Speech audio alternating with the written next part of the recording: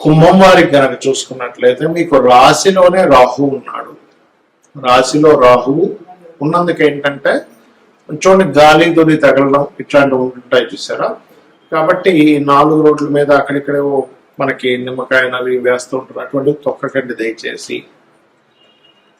రాహు రాశిలో ఉన్నప్పుడు ఇటువంటి ప్రభావం ఎక్కువగా ఉంటుంది. అలాగే ధనస్థానంలో శని కుజులు, 3వ భావంలో రవి బుధులు, 4వ భావంలో శుక్రుడు, 5మంలో గురువు, 7మంలో కేతు ఉన్నాడు.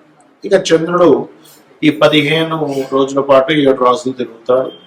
ఒకే రాశిలో 2 రోజులు మారిపోతూ ఉంటాడు.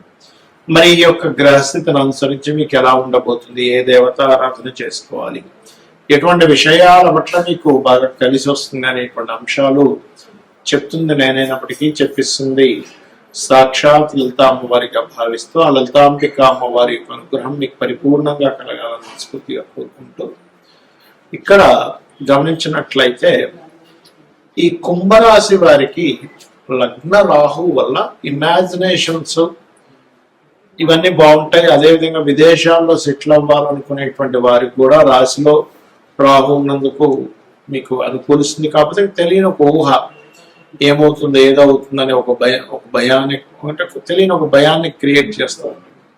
కాకపోతే లగ్నంలో 7మంలో కేతు ఉన్నందుకు వివాహ నిర్ణయాలు, ఏదైనా ఒక వ్యాపారం కోసం పార్ట్నర్స్ గా ఎంపిక చేసుకునేటువంటి అంశాల్లోని కొద్దిగా జాగ్రత్తగా ఉండాలి. మరియు కుటుంబ వ్యవహారాల విషయంలో, అందులోని ముఖ్యంగా ఒక్కోసారి మనం చూడలేదు ఇన్వెస్ట్మెంట్ చేస్తాం, కుటుంబ సభ్యులు ఒప్పుకోరు, వ్యతిరేకిస్తుంటారు. అందులో ఎందుకు ఇన్వెస్ట్మెంట్ చేయాలి, అది ఎందుకు అన్నారు, ఇది ఎందుకు అన్నారు. ఇన్వెస్ట్మెంట్స్ మూలంగా కుటుంబ సభ్యులతో కొంత ఘర్షణ వాతావరణం చూపిస్తుంది. అలాగే మరొక విషయం ఏంటంటే 3వ స్థానంలో రవి ఎప్పుడైతే ఉన్నారో, రవి బుధులు ఎప్పుడైతే ఉన్నారో, ఈ రవి ప్రధానంగా కొన్ని ఉద్యోగ ప్రయత్నాల్లో, అందులో ముఖ్యంగా గవర్నమెంట్ ఉద్యోగ ప్రయత్నాలకు అనుకూలిస్తాడు.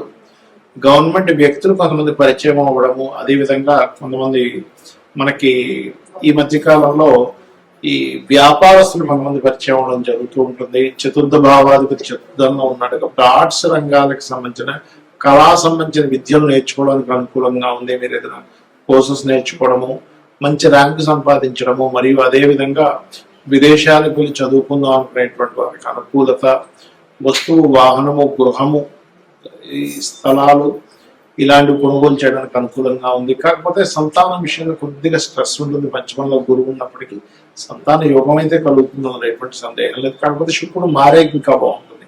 అంటే ఈ పక్షం అయిపోయిన తర్వాత పక్షంలో చాలా బాగుంటుంది. ఇక మీరు నిత్యము చేయవలసిన దేవతారాధన, దక్షిణామూర్తి యొక్క ఆరాధన చేయండి. విష్ణు సహస్రనామాల యొక్క శ్రవణం చేయండి. ఓం సంపత్కరీ సమారూఢ సింధుర బ్రజ సేవితాయ నమః, లేదా ఓం నవవిద్రమ బింబశ్రీ న్యక్కారి రతనచ్చదాయ నమః చేయండి. శని కుజ గ్రహాల దగ్గర దీపారాధన చేయండి అనేది బాగుంటుంది. ఇక్కడ మనం గోచార ఫలితాలు చెప్పుకుంటూ ఉంటాం, కానీ గోచార ఫలితాల కంటే కూడా అతి ముఖ్యంగా మీరు చూసుకోవాల్సింది జన్మజాతక ఫలితాలు. అది ఎలా చూసుకోవాలి, మీకు చంద్ర నక్షత్రము, చంద్ర రాశి ఎలా ఉంటుందో, పలానా నక్షత్రం పలానా రాశి చెప్పుకుంటుంటాం కదా, అలాగే లగ్నము అనేటువంటిది ఉంటుంది. అది ప్రతి 2 గంటలకు ఒకసారి మారిపోతూ ఉంటుంది. మీరు ప్రధానంగా ఏ లగ్నంలో జన్మించారో చూసుకోవాలి. ఎందుకంటే మీరు జీవితంలో ఎదగాలి, సుఖపడాలి, మంచి రూపురేఖలు ఉండాలి, లేకపోతే మీరు శారీరక శ్రమ పడుతున్న శ్రమకి మీకు ఫలితం రావాలంటే లగ్నం బాగుండాలండి. ఎందుకంటే ముఖ్యంగా లగ్నం గుర్తుపెట్టుకోండి.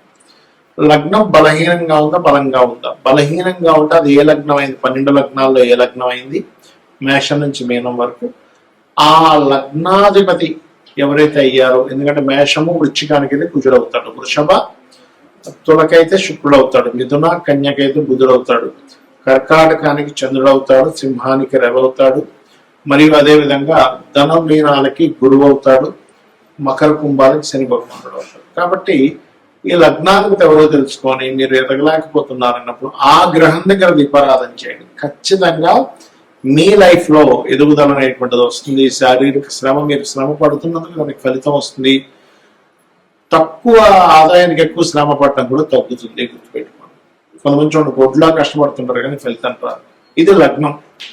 మరి ధనపరమైనటువంటి విషయాల్లో చాలా ఇబ్బంది పడుతున్నామండి అన్నప్పుడు జాతకం లేదు, ఓం సంపత్కరి సమారూఢ సింధుర వ్రజ సేవిత అయిన మంత్రం చేసుకుంటే ఖచ్చితంగా గ్రోత్ ఉంటుంది.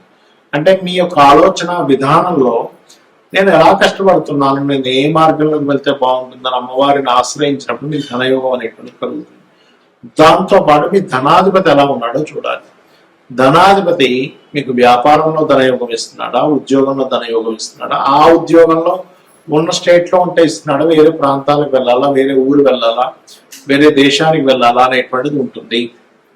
అది మెడికలా, మార్కెటింగా, లేకపోతే ఫుడ్ రిలేటెడ్ వాటి మూలంగా ఉందా అనేటువంటి చూసుకోవాలి. అందుకే చిన్నపిల్లలు చదువుకునేటప్పుడు కూడా మీ అబ్బాయి యొక్క విద్యాస్థానానికి ధనస్థానానికి ఉండే లింక్ని చూసి దానికి సందర్భంగా అంటే దానికి అనుగుణంగా మీరు గనక చదివించినట్లయితే వాళ్ళకి ఉపయోగపడుతుంది. ఆ చదువు లేనట్లయితే కొంతమంది చూడండి ఏదో చేస్తారు కానీ పెద్దగా ఉపయోగపడలేదంటే అంటూ ఉంటాం. అటువంటివి జరుగుతూ ఉంటాయి. అదే రకంగా అన్నదమ్ములతో వచ్చే ఇబ్బందులు 3వ స్థానంలోని విద్య ఎందుకు అవ్వట్లేదు. చాలా మంది చూడండి పిల్లలకి లక్షలు పెట్టి స్కూల్లో జాయిన్ చేయించిన చదవలేకపోతుంటాడు. ఎందుకంటే చతుర్థ భావం పాడవుతుంది.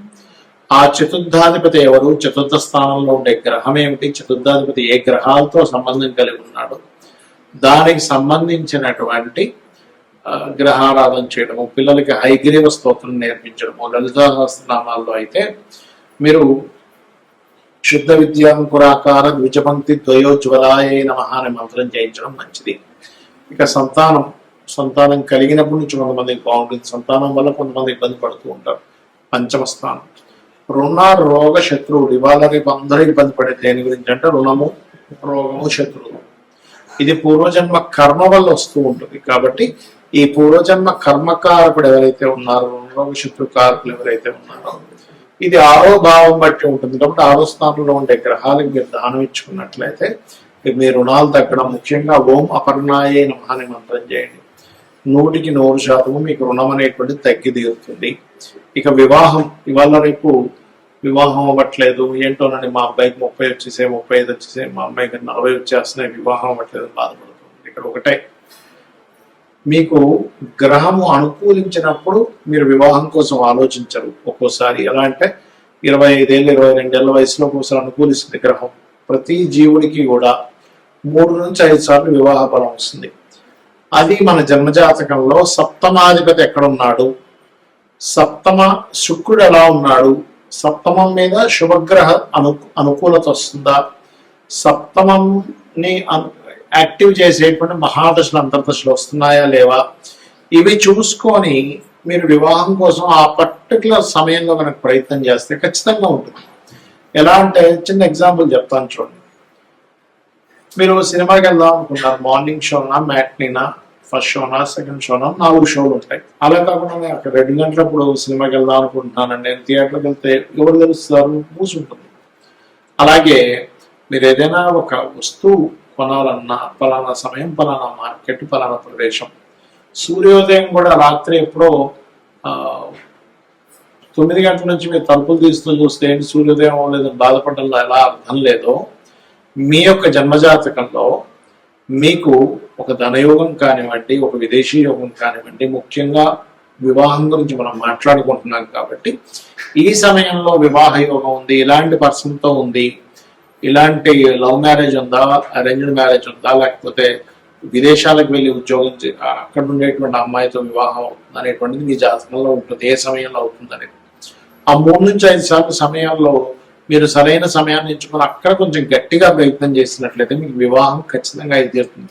కొంతమంది ఎక్కడో 1% ఆఫ్ జాతకంలో అసలు వివాహం ఉండదు, అది వేరే కేసెస్. అయితే వివాహం అవ్వాలి అంటే ఓం కామేశబద్ధ మాంగళ్య సూత్ర శోభిత కందరాయే నమః అనే మంత్రం చేసుకుంటే ఖచ్చితంగా మీకు వివాహ యోగం అనేటువంటిది అమ్మవారు కలిగించి తీరుతుంది. మరి కొంతమంది వివాహం అయిన తర్వాత ఇబ్బందులు ఉంటాయి. అలాంటప్పుడు ఓం శివకామేశ్వరంకస్త శివ స్వాధీన వల్లభాయ నమః చేసుకోండి. అదేవిధంగా విదేశీ యోగాలు, 12వ స్థానం బాగుండాలి, వ్యాపారంలో బాగా లాభాలు రావాలి, లాభస్థానం బాగుండాలి, ఉద్యోగం బాగుండాలి, 10వ స్థానం బాగుండాలి. ఈ రకంగా మీ యొక్క జాతక చక్రాన్ని మీకు మీరుగానే ఆ భావాధిపతి ఎలా ఉన్నాడో చూసుకోండి. పాపగ్రహంతో ఉందా, శుభగ్రహంతో ఉందా అని చూసుకొని మీకు మీరుగా చేసుకోవచ్చు. శ్రీమాత్రే నమః.